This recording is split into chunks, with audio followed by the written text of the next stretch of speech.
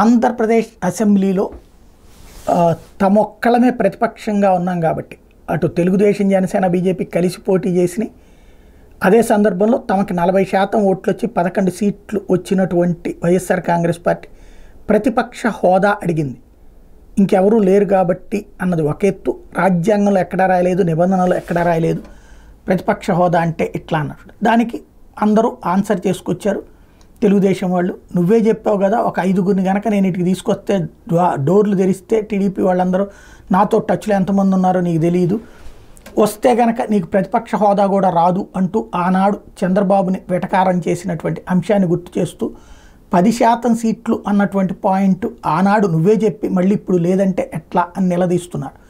మరొక వైపున అసెంబ్లీలో కోరంలో అయినా సరే 10% ఎమ్మెల్యేలు ఉండాల్సిందే, అట్లాగే ప్రతిపక్ష హోదాకు కూడా 10% ఉండాల్సిందేనని తేల్చి చెప్తూ బాబు తరపున పయ్యావుల కేశవ్ ఆర్థిక మంత్రి స్పష్టం చేసింది ఏంటంటే ప్రతిపక్ష నాయకుడిగానే ఉంటాడు కానీ ప్రతిపక్ష హోదా ఉండదు.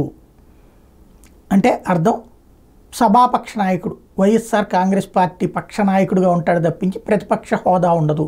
లైక్ కేంద్రంలో పార్లమెంట్లో గత 10 ఏళ్ల నుండి జరుగుతున్నటువంటిదే ఇక్కడ కూడా ఉంటుంది. హోదా ఉంటే క్యాబినెట్ ర్యాంక్ ఇస్తారు, అట్లాగే కొన్ని సదుపాయాలు ఉంటాయి, పిఏ పిఎస్ కొంత సెక్యూరిటీ ఇదంతా అవేమీ లేకుండా తీసేయాలన్నటువంటి నిర్ణయమే తీసుకున్నారు చంద్రబాబు అనడానికి సాక్ష్యం పయ్యావుల కేసు స్టేట్మెంట్.